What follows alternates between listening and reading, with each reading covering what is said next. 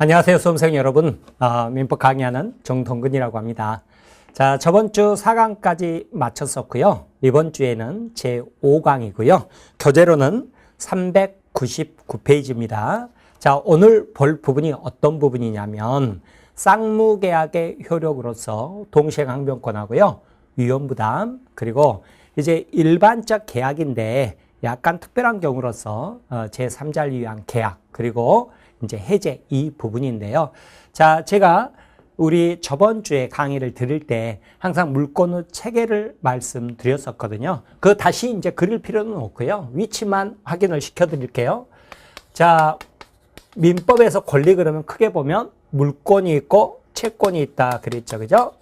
그러면 물권을 다루는 게 물권법, 채권 다루는 게 채권법이다. 이들의 공통점이 민법 총칙이다 그랬죠. 자, 그런데 지금 보고 있는 부분이 어떤 부분이냐면 이 채권법 부분이잖아요. 그러면 채권 중에서는 자, 여기 계약법만 우리 시험범위다 그랬죠, 그죠? 계약법만 우리 시험범위다 그랬어요. 자, 그런데 계약은 우리는 계약 자유의 원칙 그러죠. 그래서 계약의 종류는 수만 가지가 있을 수 있는 거예요. 자유롭게 계약 내용을 결정할 수 있으니까요. 이거하고 비교해서 물권은 딱 법으로 정해져 있다고 그랬죠. 물권 법정주의 그래요. 물권은 개인끼리 만들어낼 수가 없어요. 법으로 딱 정해진 대로 가는데 계약은 계약 자유원칙 그랬죠. 그런데 우리 민법이 자, 유럽 민법이 일본 통해서 우리나라에 들어왔잖아요. 그런데 유럽에서 로마 시대 때부터 1000년이 넘도록 수만 가지 계약이 있었을 거 아닙니까? 그런데 그것을 쭉 유형화 시켜봤더니 전형적인 계약들이 있더라 그 말이죠. 그 중에서 15가지를 전형계약이다 그러는 거예요. 그래서 그거를 민법에 규정을 해놓은 거예요. 민법에 규정된 것을 전형계약이라고 그래요. 그래서 예를 들어서 살아생전에 엄마가 자식한테 공짜로 뭐 아파트 하나 사준다, 여행 가는데 100만 원 준다 이런 것을 증여계약이라고 그러는데요. 우리 시험범위 안 들어가고 우리 매매, 교환, 임대차 이런 것만 우리 시험 범위에 들어가는 거죠. 그런데 공짜로 임대차 없어요. 왜냐하면 공짜로 빌려주면 뭐라고 하니까 사용대차라고 하니까. 이거 외에도요, 뭐 소비대차 계약도 있고요, 고용계약, 임치계약, 뭐 도급계약, 현상광고계약, 뭐 여러 가지가 있거든요. 근데 그 중에서 매매, 교환, 임대차만 우리 시험 범위다. 그러죠. 전형계약 중에서. 이들의 공통점이었죠. 계약은 언제 성립하느냐 그랬더니 청약이 있고 승낙이 있었을 때 우리 저번 주에 공부한 거죠. 그죠? 자, 그 다음에 계약의 효력으로서 일정한 권리 의무가 생기는데요. 자, 봐보시면 매매라는 것은요. 하나의 매매 계약에서 매도인은 소유권 이전 의무, 매수인은 대금 지급 의무, 쌍방 모두 의무를 부담한다고 그래서 뭐라고 그래요? 쌍무계약이라고 한단 말이에요. 그러면 우리 시험범위 안 들어가는 증여계약 한번 봐보세요. 자, 자식이 엄마한테 해외여행 가는데 100만 원만 주세요. 청약이죠. 그래서 엄마가 좋아 100만 원 줄게 승낙이잖아요. 그러면 증여계약이 성립하죠.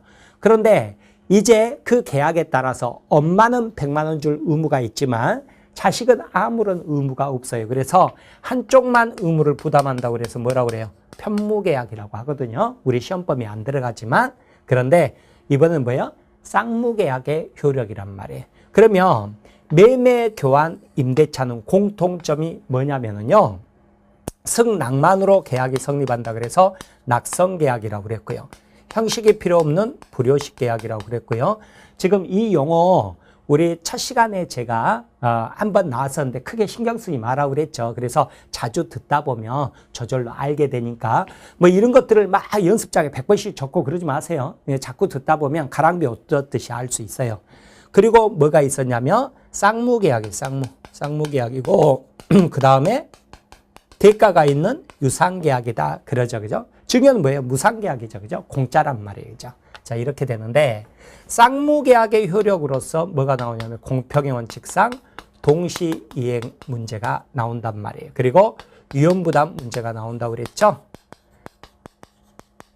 자, 그리고 이제 제3자를 위한 계약이 있다 그랬죠. 특별한 계약으로서 제3자를 위한 계약이 있어요. 자, 그런데 동시행했어야 되는데 약속을 지켰죠. 그죠? 약속을 지켰다 그러면 물권의 세계로 넘어가서 물권, 소유권을 취득하는 거고요. 등기에서. 약속을 안 지켰다 그러면 어떻게 되죠? 계약을 해지한다 그랬죠. 그죠? 채무 불이행을 이유로 해지하고 그에 따라서 줬던 거 돌려받는다. 이걸 뭐라고 그랬냐면 원상회복 그랬죠. 그죠? 원상회복 한단 말이죠. 그리고 이제 별도로 뭐 할 수 있어요? 손해배상 청구할 수 있다 그랬죠. 그리고 끝나버려요. 그러니까 약속 안 지키면 물권의 세계로 넘어가 보지도 못해요. 그런데 계약 하나하나 다루는 부분을 뭐라고 그러냐면 계약법 각칙이라고 그러고요. 이들의 공통점을 뭐라고 그래요? 총칙 이렇게 이야기를 드렸단 말이에요. 자, 이렇게 봤는데요. 오늘 자, 한 가지 이야기를 더 듣고 갑니다. 뭐냐면은요. 아주 중요한 부분이에요. 뭐냐면 우리 예를 들어서 물권 그러잖아요. 그러면 점유권도 있고 뭐 소유권도 있고 그랬었죠. 그 다음에 제한물권으로서 지상권, 지역권, 전세권 이런 게 있죠. 그죠? 그 다음에 담보물권으로서 유치권, 질권, 저당권 이런 게 있는데요. 예를 들어서요. 전세권은 물권이란 말이에요. 은행 지점이 대표적이라고 그랬죠. 네, 그래서 자, 이 건물에도 1층에 보니까 우리은행이 있던데 우리은행이 지점이 들어올 때 이 건물주로부터 그 은행 지점 건물을 뭐 101호를 빌렸을 거 아니에요. 빌렸을 때 제가 등기부 열람 안 해봤지만 100% 전세권 등기까지 한 전세권일 거라고요. 그런데 전세권은요. 법에가 뭐라고 돼 있냐면 반드시 전세금이 있어야 된다 이렇게 돼 있어요. 그런데 당사자끼리요. 전세권 설정 계약하고 등기할 때 야 우리끼리는 자 자유롭게 공짜 전세권 등기를 한번 해보자. 그리고 등기 신청하죠? 그럼 안 받아줘요. 각하시켜버려요. 왜 그러냐면 꼭 법대로 해라 그 말이에요. 그래서 당사자끼리 법을 어겨서 특약을 해봤자 안 먹힌단 말이에요. 그런 법 규정을 뭐라고 그러냐면 강행규정이다 이렇게 표현을 합니다. 그런데 물권법은 원칙적으로 다 강행규정이에요. 물론 예외적으로 다른 것도 있지만 강행규정이다. 강행규정이 뭐라고요? 특약에 해봤자 특약이 안 먹히고 꼭 법대로 해야 된다 이 말이에요. 그런데요. 자, 계약자유 원칙이 적용되는 계약법은요. 원칙적으로 의무규정이에요. 의무규정은 이제 통밥으로 알겠죠? 특약이 있으면 특약이 먹히겠어요? 안 먹히겠어요? 먹힌다 그 말이죠. 예를 들어서 뭐가 있냐면 우리 민법 규정에는요. 자, 종물은 주물의 처분에 따른다 그러는데 그게 무슨 말이냐면요. 자, 봐보세요. 배, 노젓는 배 있잖아요. 노젓는 배가 있는데 그 배를 100만 원에 사고 팔자고 매매 계약을 체결을 했어요. 그런데 계약서에는 노는 어떻게 하냐 이런 말은 없었거든요. 그냥 노젓는 배인데 그 배를 100만 원에 사고 팔자 그랬어요. 그래서 100만 원 주고 자, 배 인도를 해줬거든요. 그런데 매도인이 나중에 뒤에서 노를 이렇게 꺼내더니요. 야, 너는 살 마음 없어? 10만 원 줄게 이러잖아요. 그러면 여러분은 뺨을 한 대 찰싹 때려줘야 돼요. 여러분 매수인이다 그러면 왜 그러냐면 배를요. 주된 물건, 주물이라고 그러고요. 노를 종된 물건, 종물이라고 그래요. 주물과 종물 그러거든요. 그러면 우리 민법에서는 뭐라고 규정되어 있냐면 이 노, 종물은 주물의 처분에 따른다 그랬던 거예요. 그렇게 돼 있기 때문에 계약서에 특별한 말이 없죠. 그러면 배를 100만 원 매매 계약 체결했다면 당연히 종물인 노를 포함해서 100만 원인 거예요. 또요. 우리가 안경, 선글라스를 살 때 안경 태가 있고 안경 알이 있잖아요. 그러면 안경 태를 주물이라고 그러고요. 안경 알을 종물이라고 그래요. 그래서 선글라스 10만 원 그랬는데 나중에 태만 주면서 야 알은 안 살 거야? 이러잖아요. 그럼 여러분이 또 뺨을 한 대 찰싹 때려줘야 돼요. 왜 그래요? 당연히 특별한 말이 없으면 당연히 안경을 포함해서 선글라스 10만 원 이 말이기 때문에 다만 당사자들끼리 특약으로요. 너 빼고 배만 100만 원 이런 식으로 할 수 있어요. 또요. 안경을 빼고 선글라스 안경 태만 10만 원 이렇게 계약할 수 있다고요. 그러면 그 계약은 그대로 유효해요. 그러면 종물은 주물의 처분에 따른다는 민법 규정은 뭐예요? 특약이 먹히잖아요. 법을 위반해도 좋다고요. 법을 위반해서 특약이 있으면 특약이 우선해요. 따라서 이런 법 규정을 뭐라고 그러냐면 의무규정 그러는 거예요. 그러나 물권법은 어쩐다고요? 특약이 안 먹혀요. 꼭 법대로 가야 돼요. 그러면 그런 법 규정을 뭐라고 그래요? 강행규정이라고 그러는데요. 여러분이 물권법은 원칙적으로 강행규정이다. 계약법은 원칙적으로 의무규정이다. 이유는 물권법, 물권법정제이고 계약은 계약자유 원칙이니까 이렇게 알아두시면 굉장히 편해요. 왜 그러냐면 물권법 공부할 때요. 자, 이 법 규정은 강행규정이다 이런 말이 나올 거고 자, 이런 법 규정은 의무규정이다 이런 말이 나올 거라고요. 그런데 그때 하나하나 암기하면 너무 양이 많아지겠죠. 그죠? 그래서 어떻게 기준을 어떻게 세우는 거예요? 물권법 원칙적으로 강행규정이니까 물권법 공부할 때 강행규정이라고 나온 것은 별표를 치거나 형광백칠할 필요가 없다고요. 그럼 뭐에 별표를 쳐야 되겠어요? 물권법 공부하는데 예외적으로 의무규정이 나왔을 때 아셨죠? 자, 그러면 반대죠. 계약법을 공부할 때는 어떻게 해야 돼요? 원칙적으로 의무규정이다. 그러면 반대로 강행규정이 나오면 특이하다. 이렇게 공부를 해야 되겠죠. 그죠? 물론 더 이렇게 깊이 들어가면 나중에 설명드리겠습니다만 임대차는요. 임차인 보호를 위해서 자, 임대인이 더 경제적 강자이기 때문에 임차인 보호를 위해서요. 막 임차인 권리를 전부 특약으로 배제시켜버릴까 봐 원칙적으로 강행규정으로 만들어놨어요. 강행규정으로 만들어놨는데 이거는 해당 부분 가서 설명드릴 테니까 이건 무시하시고 원칙적으로 물권법, 물권법정주의니까 강행규정이다. 계약법은 계약자유 원칙상 의무규정이다. 이것을 먼저 딱 뼈대로 기준으로 세워놓고 들어갑니다. 자, 그러면 우리가 저번 주에 공부한 게 계약법 총칙에서 청약과 승낙 공부했잖아요. 자, 이렇게 공부했고 이제 쌍무계약의 효력으로서 이제 오늘 동시행 위험부담 이걸 공부를 하는 거예요. 교재로는 399페이지죠. 자, 그러면 쌍무계약의 효력으로서 동시행 관계에 있다는 것은요. 봐보세요. 잔금날 5월 1일 잔금날 매수인은 대금 지급, 잔금 지급하고요. 그 다음에 매도인은 등기 서류 넘겨주는 거, 소유권 이전 의무가 동시행 관계다. 그렇게 설명드렸잖아요. 중도금은 어땠어요? 선행이었죠? 먼저 줘야 될 돈이잖아요. 그런데 잔금은 동시행 관계였어요. 동시행이란 말은 뭔 말이냐면 쉽게 말하면 너가 안 주면 나도 안 준다는 거예요. 그래도 나는 채무 불이행이다 아니다? 아니다. 그 말이 되는 거죠. 그죠? 네. 그러면 반대로 표현해 볼까요?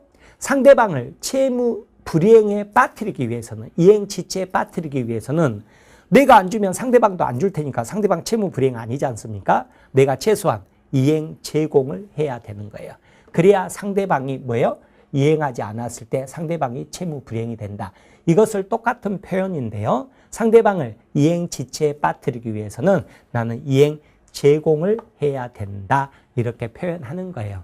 이 표현이 어려워요. 그런 표현이. 그러면 또 이행하고 이행 제공이 있는데요. 제가 매도인이에요. 그러면 잔금날 부동산 사무실에서 만날 때 제가 등기 서류 들고 온 거 있죠. 그죠? 들고 온 거. 이것을 이행 제공이라고 그래요. 그리고 여러분에게 준 것을 뭐라고 그래요? 이행 이렇게 표현을 합니다. 그런데 이행 제공은 이 현장에 동시행하는 이 현장에 들고 온 것을 현실의 이행 제공이라고 그러는데요. 이행 제공은 꼭 현실 이행 제공일 필요 없어요. 뭐냐면 법무사 사무실에 등기 서류 맡겨놓은 거 있죠. 그리고 거기다가 맡겨놨으니 잔금 주고 가서 등기해라. 이렇게 해도 맡겨놓은 것도 이행 제공이라고 봐주는 거예요. 아무튼 너가 안 주면 나도 안 준다. 그래도 나는 이행 지체가 아니다. 반대로 말하면 상대방을 이행 지체에 빠뜨리려고 그러면 내가 이행 제공을 해야 된다. 왜? 내가 이행 제공 안 하면 상대방도 이행 제공 안 할 테고 그러더라도 어때요? 채무 불이행이 아닐 테니까 이게 동시행 관계에 있다는 거예요. 자, 그러면 이렇게 개념을 세웠죠? 그러고 나면 뭐가 이 동시행 관계고 뭐는 동시행 관계가 아니냐. 자, 이런 것 가지고 시험 문제를 내는 거예요. 뭐 이번에도 다음 중 동시행 관계가 아닌 거 뭐 이런 식으로 해가지고 시험 문제 나왔습니다만 그것을 우리 교재를 보면 쭉 다 정리가 돼 있는 거죠. 그죠? 정리가 돼 있는데 여러분은 저번 주에도 제가 그런 말씀을 계속 드렸습니다만 지금 이게 여러분이 반복해서 볼 때를 대비해서 제가 전부 강의를 들여놓고 가는 것일 뿐이지 처음 공부하신 분들에게요. 아직 끝까지 한번 가보지도 않았는데 민법 전반에 걸쳐 있는 동시행 관계를 설명드리고 또 민법 전반에 걸쳐서 동시행 아닌 것을 설명드리고 그러면 여러분이 지금 벙 찐단 말이에요. 그래서 현장에 오프라인 강의 같으면 제가 초반에 강의 드릴 때 그 내용 같은 건 설명 안 드리고 쭉 넘어가 버려요. 그냥 동시행이 어떤 의미라는 것만 설명드리고 구체적인 내용은 제가 나중으로 미뤄서 한번 돌고 나서 강의를 드리거든요. 그런데 지금 여기는 스튜디오 강의고 여러분들이 자꾸 반복해서 볼 때를 대비해서요. 전부 강의를 드리는 것이니까 여러분 합격하고 싶으면 어떻게 하라고 그랬어요? 첫 번째, 어려우면 안 한다. 지나가라고 그랬죠. 그죠? 두 번째, 그래도 합격한다, 못한다. 합격한다. 그거 꼭 명심하시라고 그랬어요. 그래서 어려우면 지나가는 거예요. 지나갔다가 다시 와서 듣고 다시 와서 듣고 그렇게 하다 보면 실력이 쌓이니까 그렇게 생각하시고 처음 듣는 분은 저게 뭔 말이야. 벙 찢단 말이에요. 그래도 괜찮으니까 모르면 넘어가세요. 제가 나중을 대비해서 강의를 드리는 것이니까요. 자, 그러면 교재를 한번 봐보세요. 399페이지 보면 양가로 2번 동시행 항변권 그래서 제536조 나오죠. 동그라미 1번을 제1항 이렇게 읽는 거예요. 쌍무계약 당사자 1방은 상대방이 그 채무 이행을 제공할 때까지 이행 제공이 있을 때까지 자기 채무 이행을 거절할 수 있단 말이에요. 그래도 채무 불이행이다 아니다? 아니다. 그러죠. 그죠? 그러나 자 5월 1일 날 우리 3월 1일 계약금 그랬죠. 그죠? 4월 1일 중도금 그랬고 5월 1일 잔금 그랬잖아요. 그러면 중도금 뭐였어요? 선이행이었죠. 잔금이 뭐예요? 동시행 관계다 그랬잖아요. 그죠? 그러면 5월 1일 날은 어때요? 여러분이 매수인이다 그러면 매도인이 등기 서류 안 주면 여러분도 잔금 이행 제공을 거절할 수 있단 말이에요. 그러나 상대방 채무가 변제돼 있지 않아요. 자, 4월 1일 생각해 보세요. 그러면 매도인 상대방은요. 자, 등기 서류 줄 필요 있어요, 없어요? 4월 1일은 없죠. 그러니까 상대방 채무가 변제돼 있지 않을 때는요. 중도금은 여러분은 선이행해야지 동시행을 주장할 수 없다. 그 말이죠. 그죠? 내용 자체는 뻔한데 말이 어려운 거예요. 그래서 상대방 채무가 변제돼 있지 않을 때는 동시행을 주장하지 못한다. 그러하지 아니한다. 선이행해야죠. 그죠? 상대방 채무도 뭐예요? 변제돼 있을 때 5월 1일 날 나는 상대방이 이행 제공 안 하면 나도 못 줘. 이행 거절할 수 있다. 그 말이 되는 거죠. 그죠? 다만 이 항을 뭐라고 그러냐면 이것을 이제 불안의 항변권이라고 그러는데요. 여러분이 계약금 줬죠. 그죠? 근데 4월 1일 날 중도금을 주려고 봤더니 매도인이 부도나 버렸어요. 여러분 법 몰라도요. 여러분 중도금 줄 거예요? 안 줄 거예요?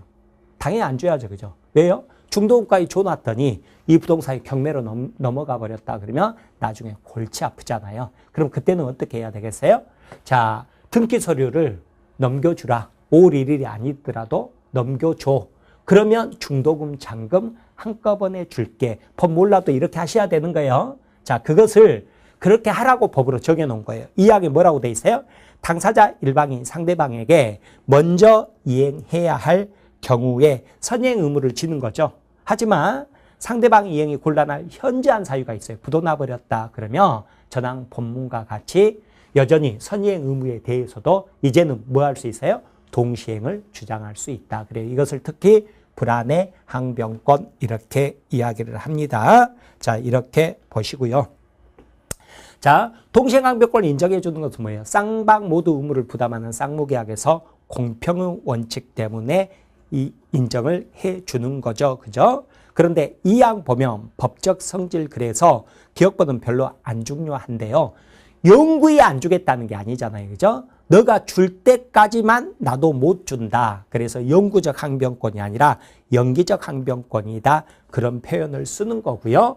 그 다음에 계약법은 원칙적으로 뭐라고요? 의무규정이니까 특약으로 동시행 관계라고 법으로 정해져 있지만 당사자 특약으로 이를 위반해서 우리는 동시행 아니야. 혹은 반대로 동시행 관계가 원래 아님에도 불구하고 우리는 동시행으로 한다. 이렇게 특약으로 정할 수 있다 없다? 있단 말이에요. 그래서 니은번 채무자가 동시행 항변권을 포기하는 것은 자유란 말이에요. 그래서 당사자 약정으로 동시행 항변권을 배제하는 특약을 유효한 거예요. 그래서 잔금도 동시행이 아니라 잔금 먼저 선행하기로 한다. 이렇게 당사자들끼리 특약하는 것도 얼마든지 유효하다. 그 말이죠. 이런 것을 암기하려고 하지 말자. 그 말이죠. 왜 그래요? 계약법 원칙적으로 의무 규정이니까 이렇게 알고 가야 여러분이 편하게 정리가 되면서 갈 수 있습니다. 자, 그러면 동그라미 3번에 이제 동시행 항변권과 유치권의 비교가 나오죠. 그죠? 자, 여러분은 유치권 가보지도 못했어요. 그런데 지금 동시행 항변권하고 유치권을 비교 설명한다. 그러면 뭔 말인지 어떻게 알겠냐고요. 그러니까 이 부분은 넘어가셔요. 다만 저는 설명은 드리고 갈게요. 여러분이 나중에 볼 때를 대비해서. 자, 그러면 동시행 항변권하고 유치권은 공통점과 차이점이 있는데요. 공평의 원칙 때문에 인정된다는 공통점이 있어요. 그런데 어떤 차이점이 있냐면 유치권은요. 유치권은 물권이에요. 물권. 물권이니까 물권은 강력한 권리. 이 세상 누구에게나 주장할 수 있는 권리예요. 근데 동시행 항변권은 계약법에서 나오잖아요. 자기하고 계약을 맺은 당사자 사이에서만 주장할 수 있는 권리 그러는 거예요. 그런 차이점이 있는 거예요.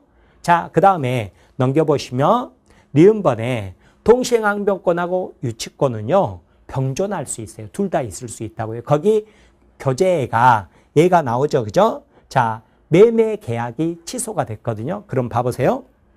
자, 우리가 이행도 동시행 관계인데요. 우리 이제 해제해서 공부하겠습니다만 무효 취소 해제가 되죠. 그러면 줬던 거 돌려받아야 돼요. 이 돌려받는 것도 서로 간에 동시행 관계거든요. 동시행 관계인데 거기 보면 예컨대 매매 계약이 취소된 경우 매수인은 대금 반환 채권을 담보하기 위해서 매매 목적물을 그러니까 매수인이 대금 반환 안 해줄 때까지 매매 목적물을 유치할 수 있는 권리도 있고요. 그리고 또 동시에 쌍방 당사자 사이 이 서로 돌려받는 것을 무효취소 부당이득 반환이라고 그러거든요. 이거에 대해서 동시행 항변권을 주장할 수도 있다. 그러는 거예요. 자, 거기 표를 보시면 공통점 동그라미 1번 보면 양자 모두 공평의 원칙이고 그 다음에 둘 다 특약으로 배제가 가능해요. 그래서 나중에 공부하겠습니다만 제가 나중에 물권법은 원칙적으로 강행 규정인데 예적 의무 규정 4가지 특히 중요하거든요. 그거 정리해 드릴 건데 유치권도 그 중에 하나예요.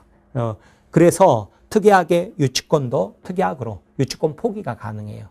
그래서 당사자 모두 당사자 특약으로 둘 다 배제가 가능하다. 지금은 이런 거 말하면 여러분이 뭔 말인지 하나도 몰라요. 그런데 아무튼 이야기 들어보셔요. 그 다음에 3번 소송에서 문제된 경우 원고 일부 승소 판결인 상환이행 판결한다 그랬죠. 여전히 여러분은 처음 공부하는데 벙 찔 거예요. 자, 그러니까 넘어가라는 건데 설명은 드리고 갑니다. 뭐냐면 자, 봐보세요. 자, 예를 들어서 제가 매도인, 여러분이 매수인이에요. 그러면 잔금날 제가 등기 서류를 들고 와야죠. 이행 제공. 그런데 이행 제공 자체도 안 해버렸단 말이에요. 그러면 여러분은 잔금 주겠어요? 안 주겠어요? 안 주겠죠. 그죠? 안 줘도 여러분 채무 불이행이 아니에요. 아니라고요. 여러분은 동시행 항변권을 있으니까 그리고 이 동시행 항변권이라는 것은요. 굳이 예를 들어서 내가 안 나타나 버렸다. 안 나타나 버렸다 그러면 여러분은 잔금 안 줄 거 아니에요? 그러고 나면 여러분이 카톡으로 너가 안 나타나서 너가 안 주길래 나는 동시행항변권을 주장한다. 이렇게 여러분이 말하지 않았더라도요. 여러분이 동시행 관계에 있는 상태에서는 상대방이 이행 제공하지 않는 한 여러분은 이행하지 않아도 여러분 채무 불이행이 아니라고요. 주장할 필요가 없어요. 주장하지 않아도 당연히 그런 거예요. 자, 그럼에도 불구하고요. 제가 여러분한테 잔금 달라고 소송을 제기했다. 그러면 여러분 황당하죠. 그죠? 그런데 아무튼 소송을 제기했으니까 제가 원고가 되고 여러분은 피고가 돼서 법정에는 가야 된단 말이에요. 그러면 자, 여러분은요. 법정에서는 여러분이 주장을 해줘야 돼요. 뭘? 제가 안 주길래 나도 안 줬다. 이렇게. 설령 동시행 항변권이다. 이 용어를 모른다고 하더라도 최소한 제가 안 주길래 나도 안 줬다. 이렇게 말은 해줘야 판사가 알 거 아니에요. 그죠? 그래서 판결로 가기 전까지는 여러분이 동시행 항변권을 주장하지 않아도 여러분 채무 불이행이 아니지만 법정에 가서는 여러분이 동시행 항변권을 주장, 원용 주장해줘야 판사가 그에 따른 판결을 내려준다고요. 근데 판결을 내릴 때 그러면 우리가 얼른 생각할 때는 원고 패소 이렇게 판결을 내릴 것 같은데 그렇게 판결을 내리지 않고요. 그러면 원고는 등기 서류를 이행을 하고 그와 상한으로 피고는 대금을 지급하라. 이렇게 판결을 내려준다는 거예요. 이것을 원고 패소 판결이 아니라 원고 일부 승소 판결인 상환이행 판결 혹은 상한 급부 판결이라고 그래요. 그러니까 시험 문제에 원고 패소 판결을 한다. 그러면 X인 거예요. 그러니까 상대 피고가 유치권 항변이나 동시행 항변권을 행사했을 때 원고 패소 판결을 내린다. 그러면 X 이런 거예요. 근데 사실은 이런 건 민사소송법적 문제이기 때문에 우리에게 물어봐서는 안 될 문제인데요. 우리 기출문제로 나온 적이 몇 번 있어요. 그래서 설명드리는 거예요. 유치권도 마찬가지예요. 유치권 항변했을 때도. 그래서 이런 것은요. 여러분이 포스트잇 붙여서 직전 암기사항으로 가야 되는 거예요. 그래서 시험장에서 원고 패소 판결이 아니었지. 원고 일부 승소 판결이었지. 뭐가 상환이행 판결이. 그럼 그건 딱 두 가지 있다. 동시행항변권하고 유치권 이런 식으로 정리를 하시는 거예요. 그러면 자, 차이점, 법적 성질 보면 유치권은 독립한 물권이란 말이에요. 물권. 그러나 동시행항변권은 쌍무계약의 효력으로서 발생하는 채권의 효력으로서 나오는 거죠. 그죠? 채권 발생 원인 그러면 유치권은요. 여러 가지 발생 원인이 있어요. 이제 유치권이 성립하는 경우 안 하는 경우 해가지고 해당 부분 가서 공부할 거예요. 그러나 동시행항변권은 원칙적으로 쌍무계약에서 발생한다. 그러죠. 자, 그 다음에 차이점 보면 거기 거절할 수 있는 급부 내용 그래가지고요. 나중에 유치권에서 공부하겠습니다만 유치권은요. 점유를 하면서 인도를 거절할 수 있는 권리지 청구하는 권리는 아니다. 그러거든요. 자, 그런데 동시행항변권은 거절할 수 있는 급부에 어떤 제한이 없죠. 그죠? 아무튼 동시행 관계기만 하면 전부 거절할 수 있다. 이렇게 가는 거고 제3자의 대항 나오는데 자, 유치권은 물권이란 말이에요. 물권이니까 이 세상 누구에게나 주장할 수 있음에 반해서 동시행항권은 채권의 효력으로서 발생하기 때문에 쌍무계약 당사자에 대해서만 상대방에 대해서만 행사가 가능하다. 그러죠. 그죠? 자, 그 다음에 유치권은 언제 소멸하느냐. 상대방이 공사업자가 유치권을 행사한다. 공사대금을 줬을 때, 이행을 했을 때 유치권은 소멸함에 비해서 동시행항변권은 뭐라고 그랬죠? 이행 제공을 해야 된다고 그랬죠? 이행 제공이 없으면 상대방도 동시행항변권 행사할 수 있는데 반대로 말하면 이행 제공을 했단 말이에요.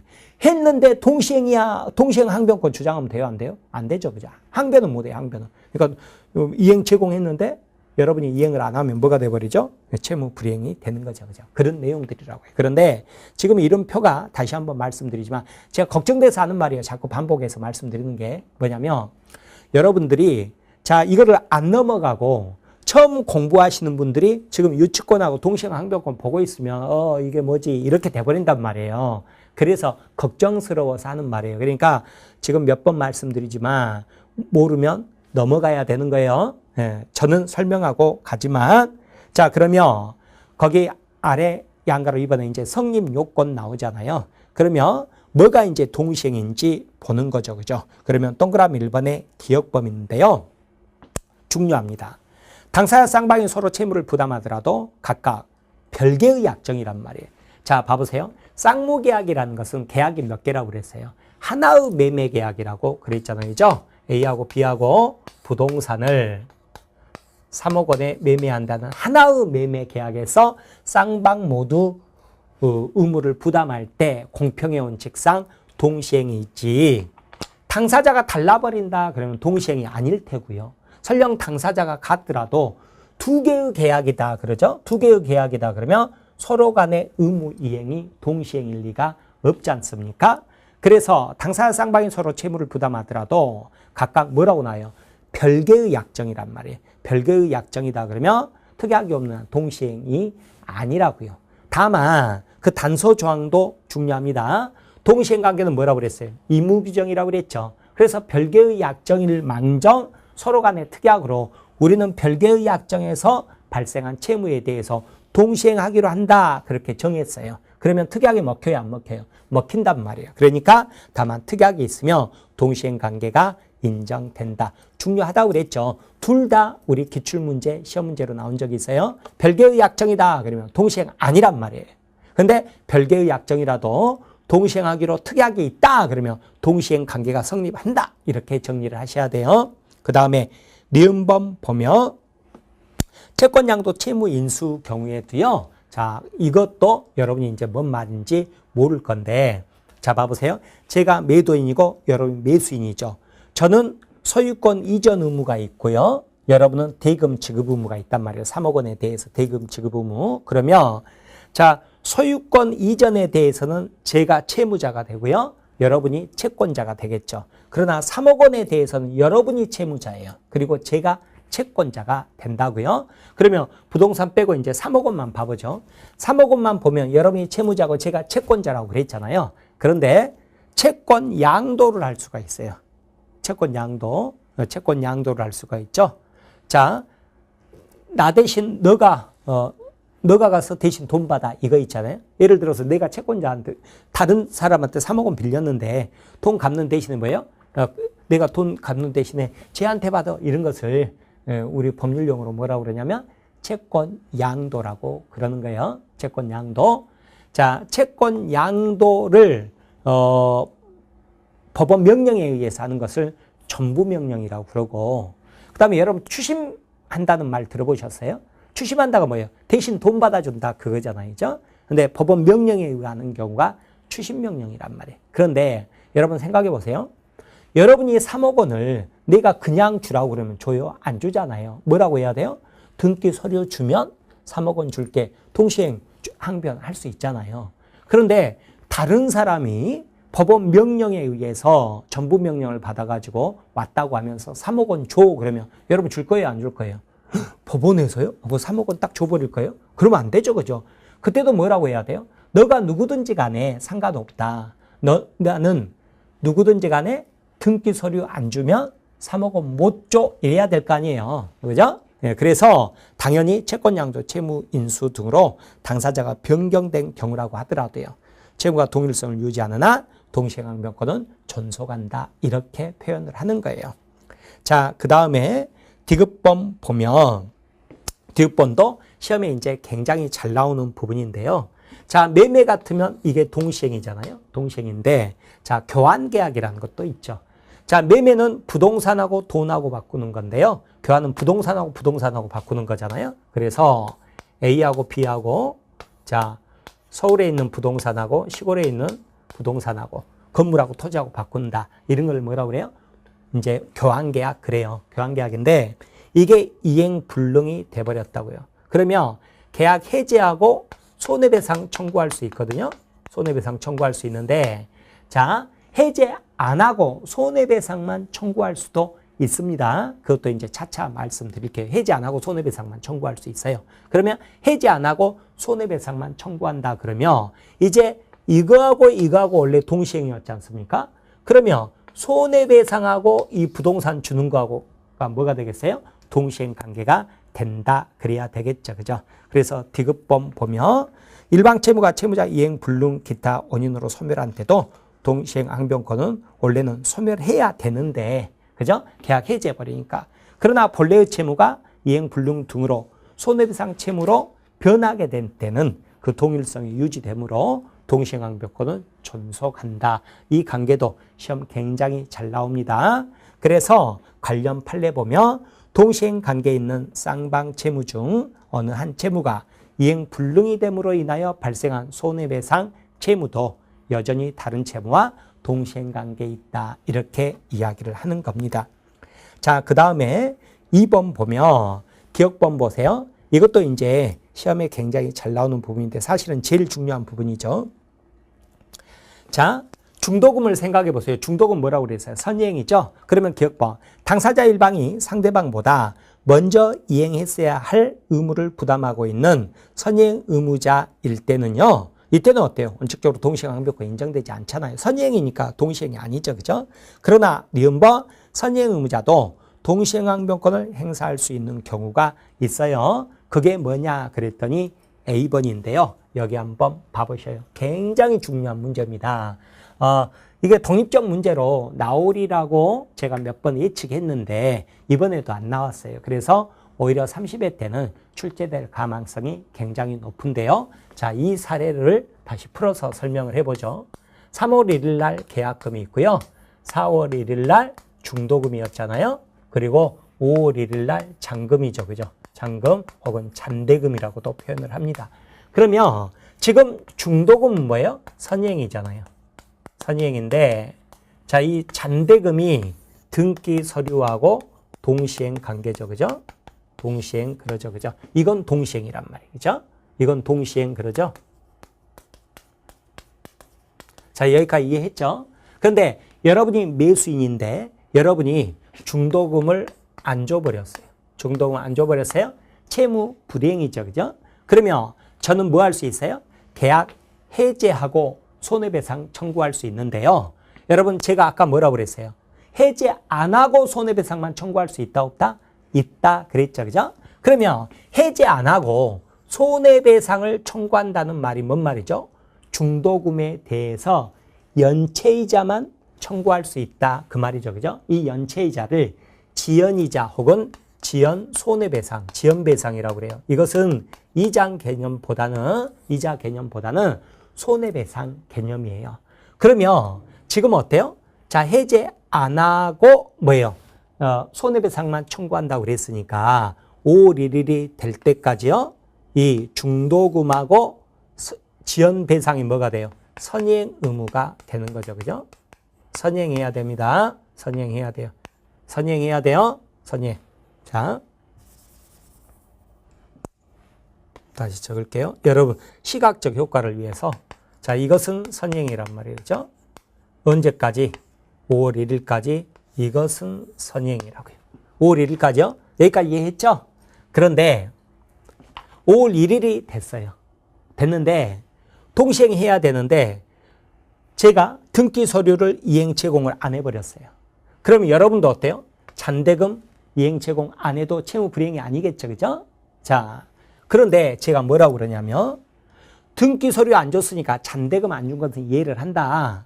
그런데 중도금하고 지연배상은 선이행 아니냐. 그러니까 중도금하고 지연배상 먼저 줘 그랬어요. 그때 줄 필요가 있느냐 그 말이에요. 그랬더니 우리 법에서는 줄 필요가 없다. 그렇게 이야기를 해요. 왜 그러느냐 그랬더니 설령 선이행 의무라도 이제 상대방이 변제기가 도래해버렸죠. 그죠? 상대방 채무가 변제기가 도래해버리면 그때로부터는 그러니까 언제요? 5월 1일부터는 동시행관계로 바뀌어버린다 그래요. 동시행관계로. 그러니까 5월 1일부터는 뭐가 돼버려요? 동시행관계로 바뀌어버린단 말이에요. 그 말은 뭔 말이에요? 이제 5월 1일부터는 자, 등기 서류 안 줘서 잔금 안 준 것뿐만 아니라 그때는 중도금 지연배상도 안 줘도 채무 불이행이다 아니다. 아닌 거예요. 그러니까 이때부터는 지연배상. 자, 지연이자가 붙는다 안 붙는다. 안 붙는다는 뜻이 되는 거예요. 그래서 5월 1일이 되잖아요. 5월 1일이 되면 세 가지예요. 이제 중도금하고 지연배상도, 선예행이었던 중도금하고 지연배상, 그리고 잔대금, 이 세 가지가 5월 1일부터는 뭐가 돼요? 등기서류하고 동시행관계로 바뀌어버리는 거예요. 자, 이 내용이에요. 그런데 이 시점도 굉장히 구체적으로 여러분이 아셔야 되는데요. 거기 교재 401페이지 동그라미 2번에 니은번 선행 의무자도 동시행항변권을 행사할 수 있는 경우가 있다. A번 보면 선행 의무자가 의무를 이행하지 않고 있는 동안에 상대방 채무 변제기가 도래한 경우 이행을 지체한 선행 의무자도 상대방 청구에 대해 동시행항변권을 주장할 수 있다 그랬죠. 그래서 관련 판례 봐보세요. 매수인이 중도금 지급을 지체한 채 잔대금 지급일을 경과한 경우 그랬죠. 자, 봐보세요. 매수인의 중도금 하나, 또 이에 대한 잔금 지급일까지 5월 1일까지의 지연손해금 하나, 그리고 잔대금 하나, 이 세 가지 지급 채무는 매도인의 소유권 이전 등기 의무와 동시행 관계에 서며, 따라서 매수인은요 잔금 지급일 이후부터는 중도금을 지급하지 아니한 데 따른 이행 지체 책임을 부담하지 않게 된다 그랬죠. 그죠? 자, 이렇게 보시고요. B번은 아까 봤던 불안해 항변권, 그거에 대한 설명입니다. 자, 그렇게 넘어가시기 바랍니다. 중요한 것은 뭐예요? A번이 중요하다. 그래서 이렇게 표현할 수도 있어요. 선행 의무도 상대방 채무가 변제기에 도달하면 그때부터는 동시행 관계가 된다. 그냥 이렇게 간단히 나올 수도 있고, 구체적으로 들어가면 자, 이렇게 나올 수도 있기 때문에 자세히 알아둬야 될 내용입니다. 자, 그렇게 보시고요. 3번 보면 기억본 보세요.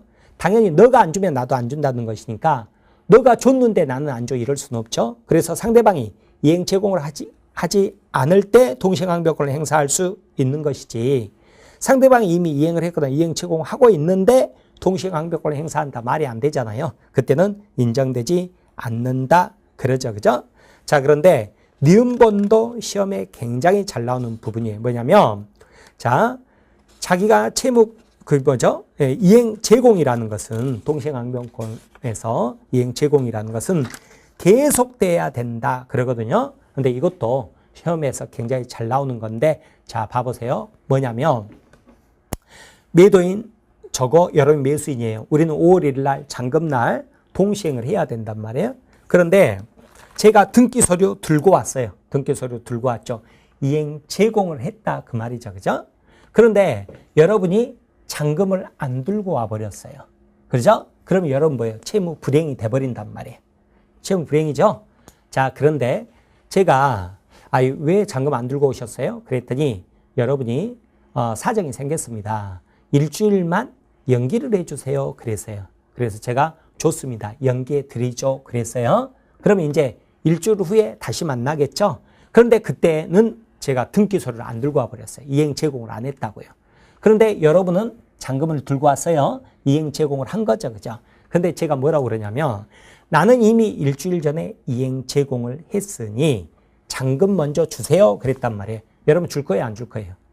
안 준단 말이죠. 그죠? 여전히 뭐예요? 너가 이행 제공을 하지 않으면 나는 이행을 거절할 수 있다. 이래야 돼요. 무슨 말이냐면, 설령 상대방이 과거에 한번 이행 제공을 했다 하더라도 오늘까지 이 이행 제공이 계속되지 않는 한 여러분은 동시행항변권 주장할 수 있다 없다? 있다, 이 말이 되는 거죠. 그죠? 방금 말씀드린 대로 시험에 굉장히 잘 나옵니다. 그래서 거기 관련 판례 보면 쌍무계약 당사자 일방이 먼저 한번 현실 제공을 하고 상대방을 수령 지체에 빠지게 했다 하더라도, 그죠? 예. 내가 안 줬을 거 아니에요. 여러분 수령 지체죠. 그죠? 그 이행 제공이 계속되지 않는 경우는 과거에 이행 제공이 있었다는 사실만으로 상대방이 가지는 동시행항변권이 소멸되는 것은 아니라고요. 아셨죠? 예, 그 말입니다. 자, 그렇게 보시기 바랍니다. 자, 그 다음에 효력 보면 실제법상 효력으로서 이행 지체 저지 효력 그랬죠. 그죠? 그래서 동시행항변권을 가지는 채무자는요, 상대방 이행 제공이 없으며 여러분이 동시행항변권을 주장하지 않더라도 어쩐다고요? 이행 지체 책임을 지지 않는단 말이에요. 그러나 법원에 가가지고 소송이 붙었다. 그때는 뭐예요? 주장해줘야 된다. 이렇게 표현했었죠. 그죠? 자, 그렇게 보시고요. 자, 그 다음에 니은번에 보면 상계금지 효력이라는 말이 나오죠. 그죠? 상계금지 효력이 나오는데, 자, 이것은 설명은 드리는데요. 여러분이 시험장 가서는요, 이 설명대로 뭐 하고 말고 할 틈이 없어요. 그래서, 자, 봐보세요. 스스로가 이렇게 상처를 내는 걸 뭐라고 그래요? 자상이라고 그래요. 자상이라고 그러는데, 이것은 권장하겠어요? 금지하겠어요? 금지. 아셨죠? 네, 자상 금지예요. 자상 금지. 네, 금지가 중요해요. 금지.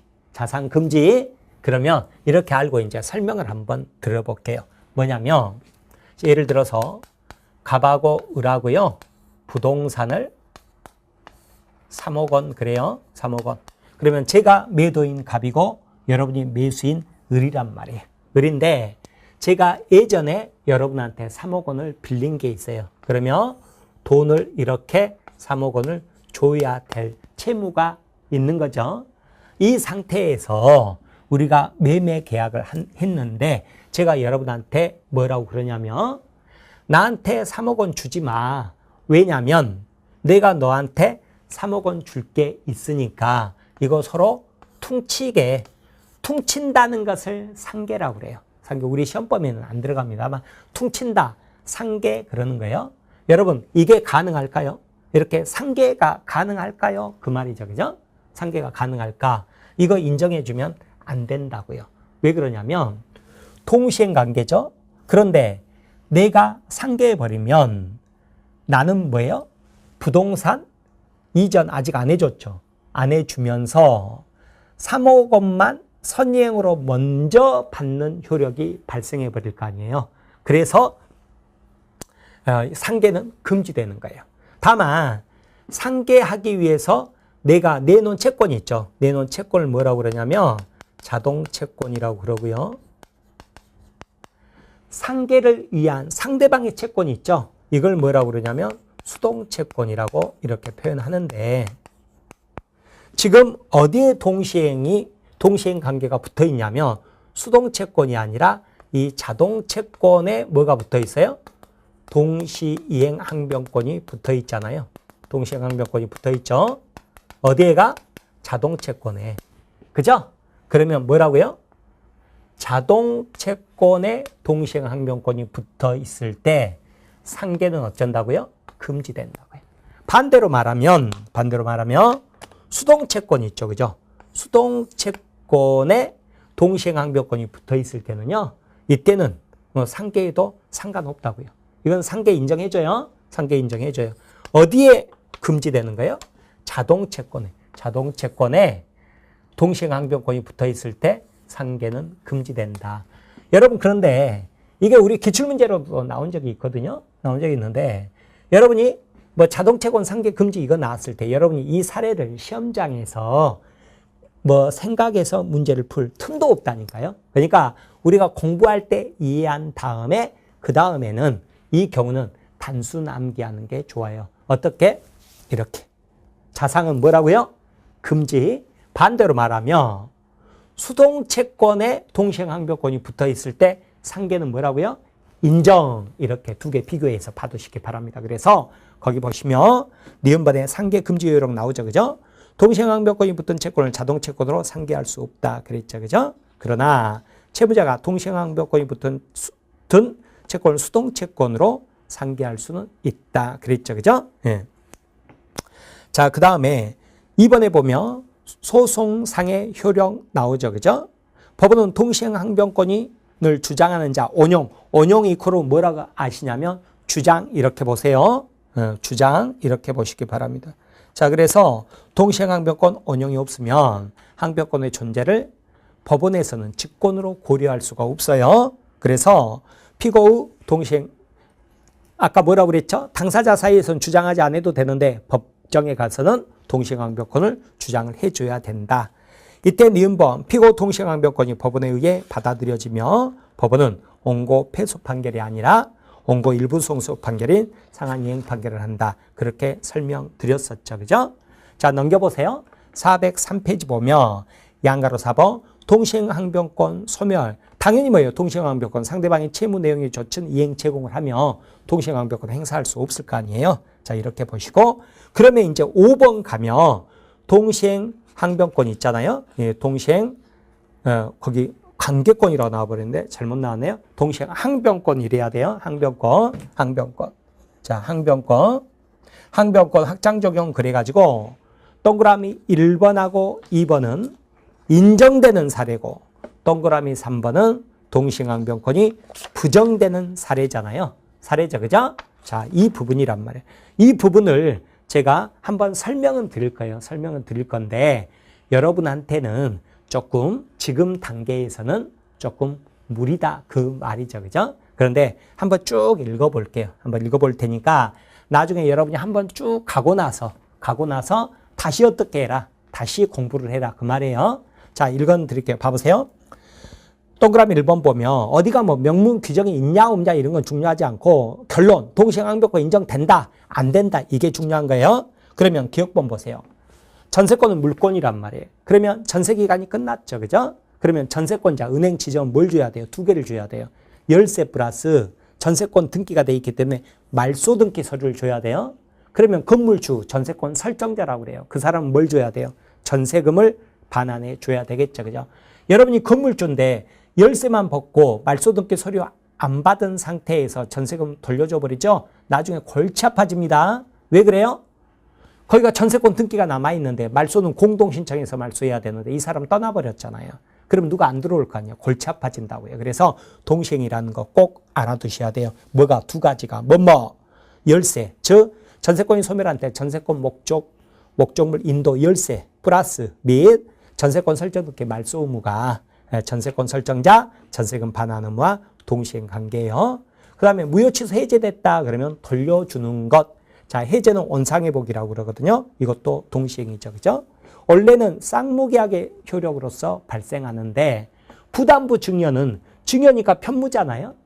특이하게 편무지만 예외적으로 인정되는 경우가 부담부 증여예요. 뭐냐면 엄마가 자식한테요. 야, 나 2개월간 간병해줘. 그러면 그 대가로 아파트 공짜로 줄게. 이런 것을 부담부 증여라고 그래요. 그 경우도 편무계약이에요. 편무계약인데 이 경우는 뭐예요? 쌍방 의무를 동시행 관계로 인정을 해주고 있어요. 그래서 예외적으로 편무계약이지만 동시행 관계가 인정되는 경우도 있는 거예요.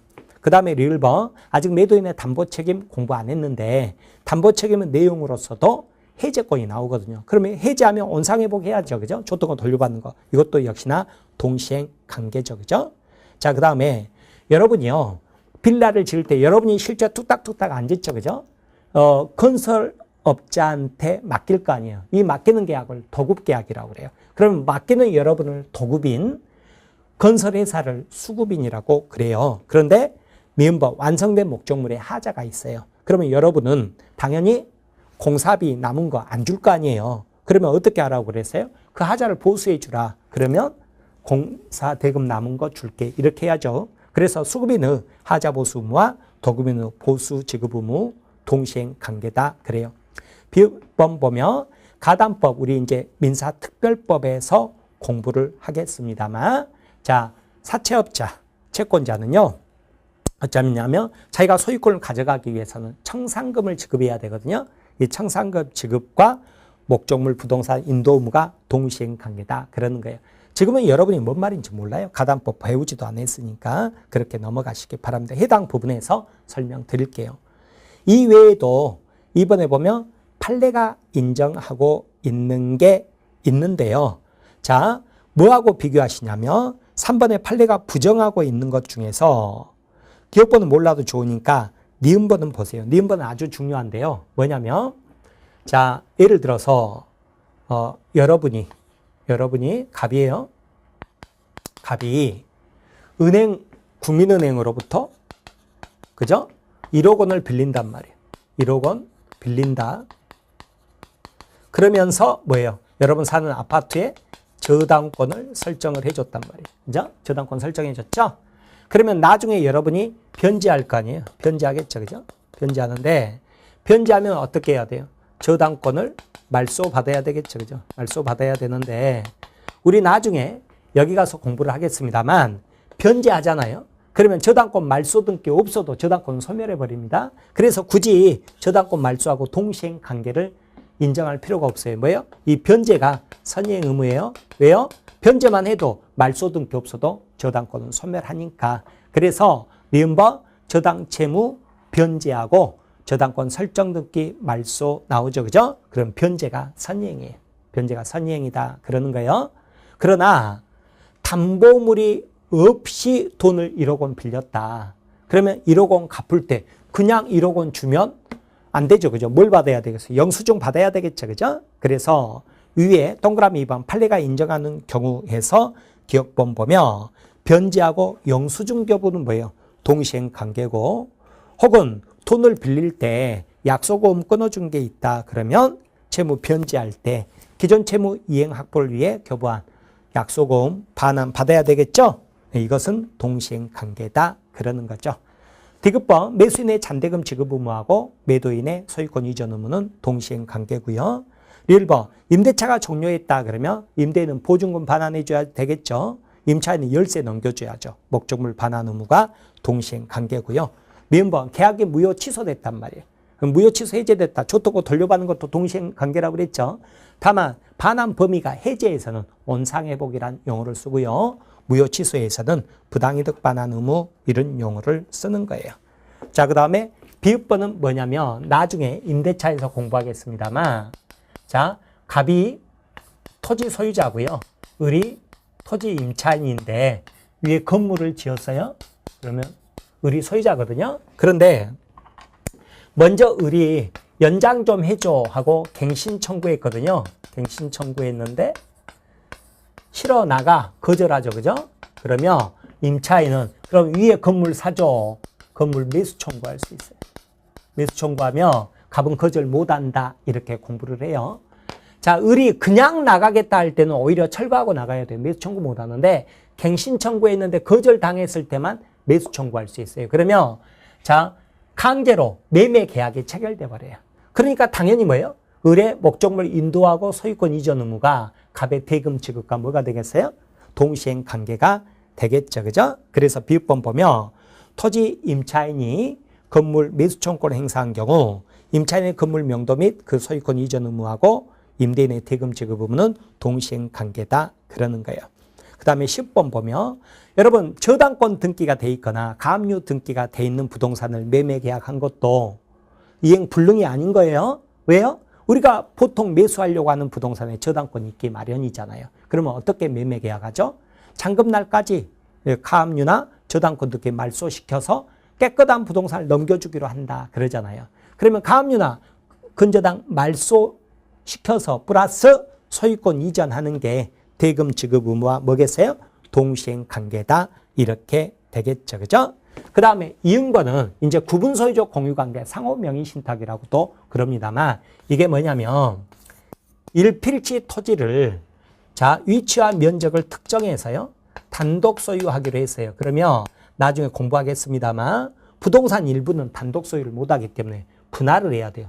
분할을 해서 두 필지 만들어서 단독 소유해야 되는데 측량해야 되고 돈 들거든요. 그래서 그냥 등기는 공유로 등기한 거 이것을 상호 명의 신탁이라고 그래요. 상호 명의 신탁이라고 나중에 공부하게 돼요. 우리 판례는 구분 소유적 공유 관계다 이렇게도 말을 해요. 그러면 나중에 어떻게 되느냐면 서로 간에 자 상호 명의 신탁을 해지하기 위해서는 서로 간에 뭘 하냐면 지분을 이전 등기하게 돼요. 지분 이전 등기하게 되는데 이게 서로 간에 뭐라고요? 동시행 관계다. 이렇게 하고 있어요. 중요한 거 뭐냐? 서로 간에 지분 이전을 하는 것이지 공유물 분할 신청은 못하는 거예요. 공유물 분할 청구는 못한다 그래요. 왜냐하면 공유물 분할은요. 분할의 합의가 없을 때만 하는 건데 이거는 이미 분할의 합의가 있기 때문에 공유물 분할 청구는 못한다. 이것도 역시나 중요해요. 아무튼 지분 이전 등기를 하게 돼요. 이게 동시행이다 그러는 거예요. 그래서 이건 뭐 구분 소유적 공유 관계가 해소되는 경우 공유 지분권자 상호 간의 지분 이전 등기 의무가 동시행 관계다. 지분 이전 등기요. 네. 여러분 지금은 뭐 여러분이 처음 공부하신 분은 모르기 때문에 제가 걱정스러워서 자꾸 말씀드리는 거예요. 그 다음에 지읒범 보면은요. 여러분 예를 들어서 부동산 매수할 때 뭐 예를 들어서 양도소득세는 매도인이 부담하잖아요. 근데 우리 분양권 전매 같은 거에 보면 매수인에게 전가시켜 버리는 경우 있죠. 이거 얼마든지 유효한 계약이에요. 마찬가지로 부동산의 매매 계약에 있어서 매수인이 부가가치세를 부담하기로 약정한 경우도 얼마든지 가능하다고요. 그러면 어때요? 이제 양도소득세나 부가가치세를 포함한 매매대금 전부하고 부동산 소유권 이전 의무가 동시행 관계가 되겠죠. 그죠? 자, 그러나 동시행 관계가 아닌 것 그랬죠. 그죠? 니은번 설명드렸고 디귿번 보세요. 디귿번 보면 나중에 우리 그 특별법에서 공부하겠습니다만 여러분이 주택 임대차 임차인인데 임대인이 보증금 안 돌려주죠. 그러면 할 수 있는 방법이요. 법원 가가지고 임차권 등기를 강제로 해놓고 이사 가야 돼요. 안 그러면 나중에 큰일 납니다. 이걸 뭐라고 그러냐면 임차권 등기 명령 제도 그래요. 등기 명령 제도 그래요. 명령 제도라고 하는데 자, 이렇게 해서 임차권 등기 명령 제도에서 임차권 등기를 해놓고 이사를 갔거든요. 그랬더니 임대인한테 연락이 왔어요. 자, 보증금 돌려줄 테니 이 임차권 등기 말소해달라. 동시행이냐? 우리 판례는 아니라는 거예요. 왜 그러냐면 누가 잘못했죠? 임대인이 잘못했죠? 그러면 임대인의 보증금 반환이 선행이다. 그렇게 가는 거예요. 그래서 디귿번 보면 주택 임대차에서 임대인의 임대차 보증금 반환 의무와 임차인의 그랬죠. 그죠? 임차인의 거기에다가 이렇게 하나 적어 놓으세요. 임차권 등기 명령 제도에 의한 이렇게 그러면 더 확실할 거예요. 의한 임차권 등기 말소 의무는 동시행이 아니라고요. 그러면 뭐라고요? 임대인의 보증금 반환이 뭐예요? 보증금 반환이 선행이다. 그 말이에요. 반환이 선행이에요. 뭐하고 헷갈리면 안 되냐면 그냥 임대차 기간이 끝나가지고 보증금 반환하고 열세는 동시행이란 말이에요. 그런데 그게 아니라 임대차 기간이 끝났음에도 불구하고 보증금을 안 돌려줘서 임차인이 법원 가서 임차권 등기 강제로 해놓고 이사 갔다. 그랬을 때 문제라고요. 그때는 임대인의 잘못한 임대인의 보증금 반환이 선행이다. 그렇게 알아두시고 리을번은 양도담보 가담법에서요. 양도담보나 담보 가등기는 저당권하고 똑같이 취급해버려요. 저당권하고 똑같이. 그러면 앞서 리은번에서 저당채무 변제가 뭐예요? 선행이다 그랬죠? 왜요? 저당권은 변제해버리면 말소 등기 없어도 소멸하니까. 그러면 마찬가지로 리을번 양도담보에 있어서도 양도담보는 뭘로 봐버린다고요? 저당권으로 보니까 변제가 선행이라고요. 동시행 관계가 아니라 선행이다. 그러죠. 미음번은 이번 시험에도 나왔었는데요. 자, 봐보세요. 이게 뭐냐면 예를 들어서 소유자가 갑이에요. 그리고 저당권자가 병이 있었어요. 병이 있었어요. 변제를 안 해요. 경매 넘길 수 있거든요. 우리가 아직 저당권 공부 안 했지만 그래서 낙찰자가 누구냐면 경매로 의리 소유권을 취득하게 했어요. 경매 등기 원인이 매매가 아니라 매각이라고 나옵니다. 자, 이렇게 해요. 이렇게 하고 나면 저당권은 소멸을 해요. 그리고 배당 절차 참가해서 을이 자 매각되고 완납했죠. 법원에. 그리고 경매 받았잖아요. 그럼 그 돈 가지고 배당을 해준다고요. 배당을 해줘요. 빚잔치 한다고 그랬죠. 그래서 배당금을 수령을 한 거죠. 그죠? 자, 이렇게 됐어요. 이러고 끝나는 건데 만약에 이 경매가 무효가 돼버렸대요. 무효가 됐다 그러면 이제 어떻게 돼야 되냐면 소유권이 갑에게 복귀해야 될 거 아니에요. 그러니까 이렇게 자기 소유권 등기를 말소해 줄 의무가 있죠. 그죠? 그 다음에 소멸했던 이 저당권이 있죠. 그죠? 소멸했던 저당권은 회복이 돼야 될 거예요. 회복이 돼야 되겠죠? 그리고 이 배당금은 어떻게 해야 돼요? 배당금은 반환을 해줘야 될 거라고. 반환. 누구에게? 반환해줘야죠. 그죠? 누구에게? 돈이, 을 돈이니까 을에게 해줘야 되겠죠. 이때 이게 동시행 관계냐 그 말이에요. 그죠? 아니라는 거죠. 그죠? 왜 그래요? 당사자가 다르잖아요. 당사자가 다르니까. 그래서 거기 보시면 근저당 실행을 위한 경매가 무효가 된 경우 낙찰자가 누구예요? 을이죠. 그죠?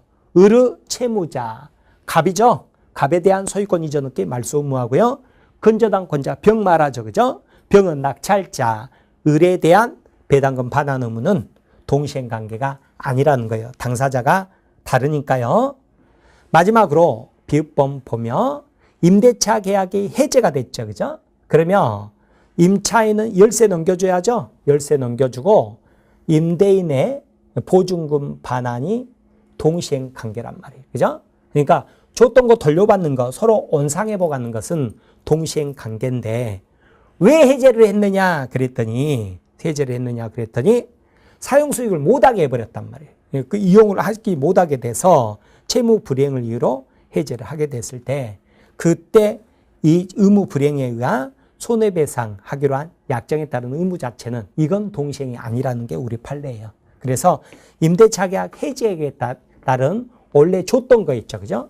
줬던 거 이거 자체는 동시행 관계라고 그랬어요. 그런데 우리 판례가 해지에 따른 임차인의 목적물 반환 의무하고요. 임대인의 목적물을 사용 수익하게 할 의무 불이행에 대하여 손해배상을 하기로 한 약정에 따른 의무는 동시행 관계가 아니라고 그랬어요. 그런데 비읍번은 헷갈리면 안 하는 게 좋아요. 여러분이 뭐하고 헷갈릴 위험이 있냐면 이거하고 헷갈릴 위험이 있거든요. 동일성을 유지하면서 목적물 인도 의무가 손해배상으로 바뀌었다 그러면 이 두 가지는 원래 이게 동시행이니까 이게 동시행이라고 그랬죠. 이거하고 헷갈릴 위험이 있다고요. 헷갈릴 위험이 있으니까 이건 꼭 알아두시되 여기 비읍번은 어려우면 안 한다. 그런데 우리 판례 내용이기는 해요. 판례 내용이 하니까 여러분이 이런 것들은 나중에 100점 맞으려고 할 때 보시면 돼요. 그래서 안 해도 좋아요.